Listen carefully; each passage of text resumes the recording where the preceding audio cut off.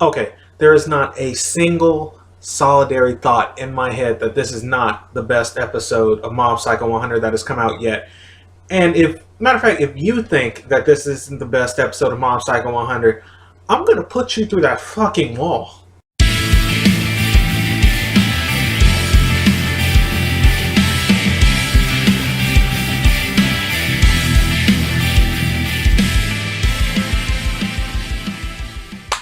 We got a lot of stuff to talk about, boys and girls. We got revelations. We got new characters that we need to talk about. We got new plots and stuff. Let me just talk about it. So the first thing we find out with this episode is that Hanazawa is the reason Mob found Ritsu last episode, because originally I had thought Mob was just returning home from his date with Tomei, but it turns out Hanazawa showed up and was just like, hey, somebody's using your name and whooping people's asses in alleys, so I think you need to come see this. And speaking of Hanazawa, I'm having a really hard time reading what he's all about, because what we find out what he knows about the organization later on in the episode, he also leaves Mob alone in an alley with Ritsu that just bodied the entire original cast of Full House. Yeah, bad idea. A quick side note on that though, Hanazawa showing up on the date with Mob and Tomei when originally they were looking for psychics, but they ended up looking at people with strange hair, and then Hanazawa shows up with his Buckingham Palace wig. That's a little bit strange, don't you think? A little bit convenient? I like that. That was pretty cool. But enough about bad hair. Let's move on to Bruh There. That was a really, really bad transition. We get Ritsu finally telling his feelings to Mob, saying that, I never really loved you, I was just afraid of you, I felt inferior to you, because I could never do anything to you, because I was afraid what would happen if I pissed you off. But you know what? I'm not being nice anymore, put your hands up, we fight, let's do this. And Mob immediately shuts all that down. He's like, you're lying. And even if you aren't lying, only about half of that is true. We're brothers, you can't get rid of me.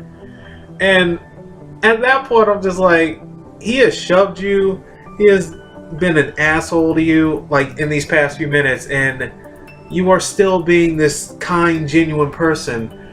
And that just speaks volumes to me for what kind of a character Mob is. He is like the nicest anime character that I've seen in a while. And he even manages to top that by going over and apologizing to the Full House crew, saying, I'm sorry, please forgive my brother, groveling on his knees, begging for forgiveness for Ritsu. And at that point, I'm just like, Jesus, I love my little brother, but ain't no way in hell I'm apologizing for him whooping their asses. I'm sorry. And in the midst of this semi-feels moment, we find out that Hoodie and the Blowfish, yes, I'm going to call him that because I can't remember his damn name, works for an organization looking for Mob, but mistakes Mob for Ritsu, and then attempts to kidnap Ritsu, and immediately, once he puts Ritsu into the dirt, pisses Mob off to an instant mid-80 percentile, to which then we get one of the greatest fight scenes in this anime so far. I literally loved everything from start to finish about this fight.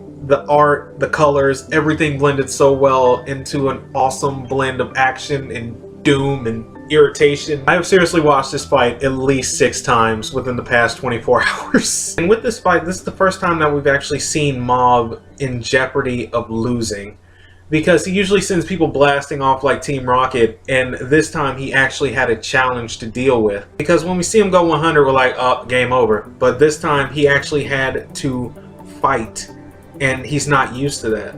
My hat goes off to Mob during this episode and this fight. He fought an adult ESPer, even though he had to use 100%, even though he had to go 100%, he had to get fully pissed off. He managed to go toe-to-toe with a dude that has had time to hone his abilities, do everything else, and honestly, Mob is still bending spoons accidentally. There's no way he's ready for this kind of a fight, but he still managed to hold his own throughout a good majority of it. And what scares me even more than the fact that Mob got his ass kicked by that dude, and he's an adult ESPer, I'm wondering how strong the dude with the katana is, who seems to be the lead of this organization, and how strong he is, and what Mob's gonna have to do to take his ass out. But after all this fighting is over, Hanazawa tells Mob while he's recovering that this organization had been tracking him as well and tried to kidnap him. Which honestly, I feel as though Hanazawa probably should have told Mob that after they fought, because he's trying to be a better person. He should have been like, yo, these people are following me. They might come after you, even though you keep your powers low key. They might still, know something. And that this organization is practically kidnapping child ESPers, brainwashing them, and turning them into kid soldiers, pretty much to take over the world. Cliche, but evil. So in my head, that lets me know that this series is only going to go upward. It's just so good. This episode automatically gets a 10 out of 10 from me. It was great. I enjoyed every bit of it, every bit of action.